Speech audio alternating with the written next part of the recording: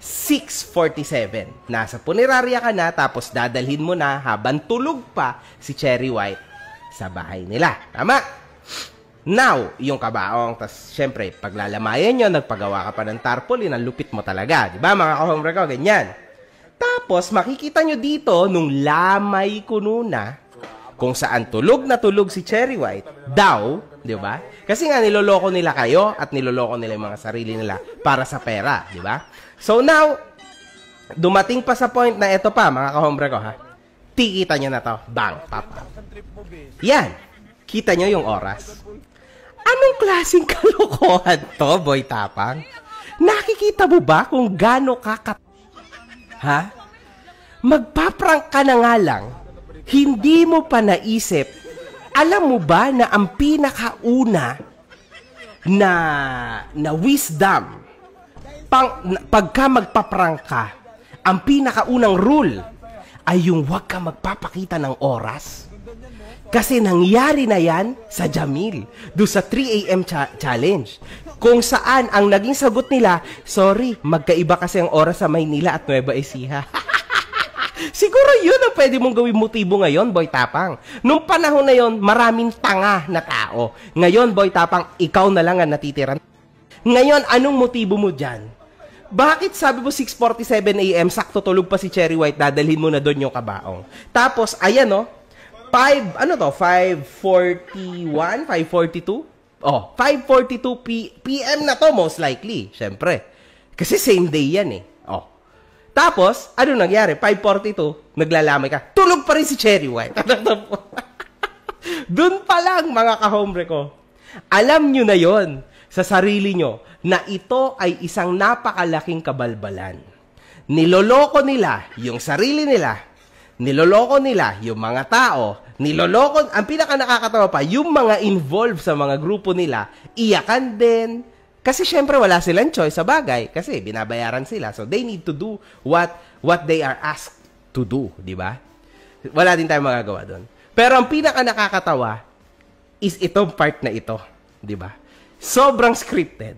Sobrang scripted, mga ka-hombre. Boy Tapang, next time, do not ever show the time. Para naman kahit papano, maging medyo totoo. So ngayon, kung papanoorin ko ulit itong vlog na to, medyo nakaka-cringe na.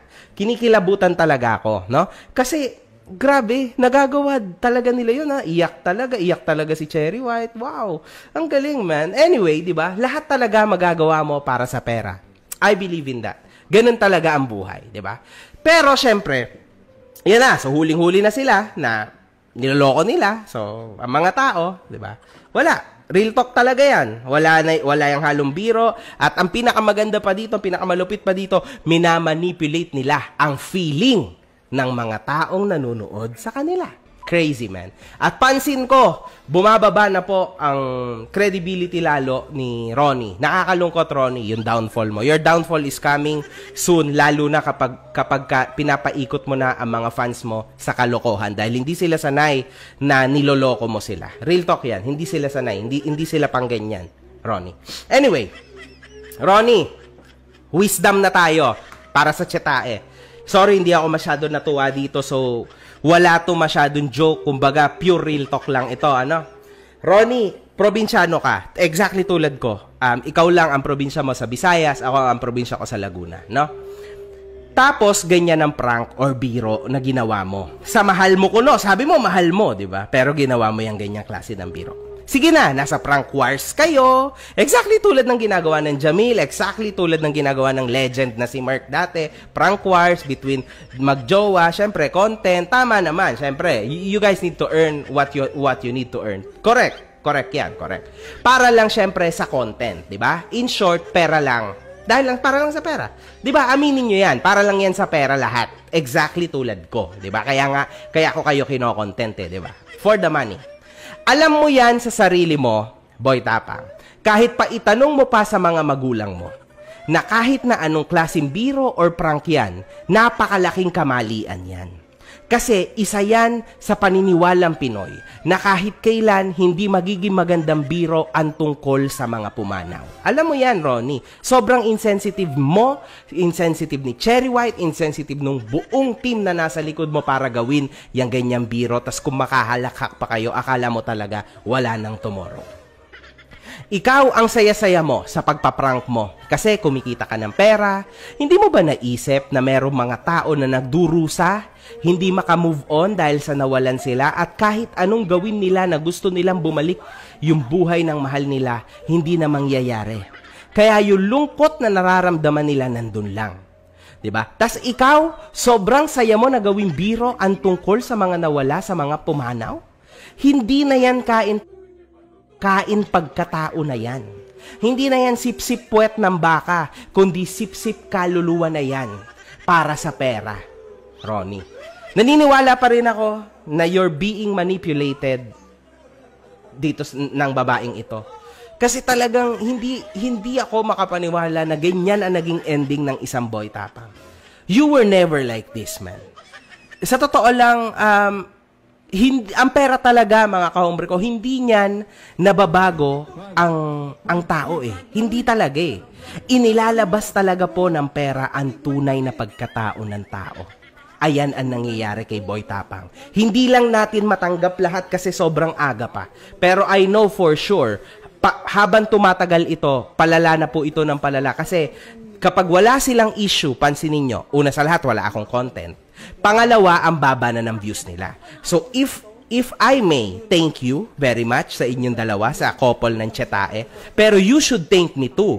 Kasi kung wala rin ako, hindi rin kayo iinit ng ganyan, ng paulit-ulit, right? So, it's a give and take. Unfortunately, ako kasi real talk. Sinasabi ko, yung nakikita ko sa mga tao, di ba? Pinapaliwanag ko ng ayos. Kayo nga lang, yung pinapakita nyong content sa mga tao, niloloko nyo yung mga tao. Because you guys know, alam mo na yan, Boy Tapang at Cherry White.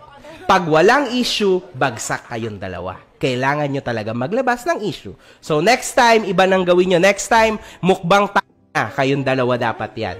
Gano, yun, issue yun, di ba? Mahalan kayo, tapunan kayo ng ganyan, maganda. Yan na yung next. Kasi syempre, nagawa na nila yung patay prank. Kabaong prank. Next time, yun na. Palala na po yan ang palala, mga kahombre ko. Real talk, for the views, kailangan lumala. Kasi nangyari din yan sa akin eh. For the views, imagine niyo, inilabas ko yung ko. Diba? Si Boy Tapang noon, for the views, kumakain siya ng tae. Ganun na kalala. So ngayon, kabaong prank sa kanilang couple, sa couple ng Chetae, what do you think? Anong gagawin na nila next? What is next, man? What's next? Real talk yan. At ang masama pa nito, alam niyo yan parehas.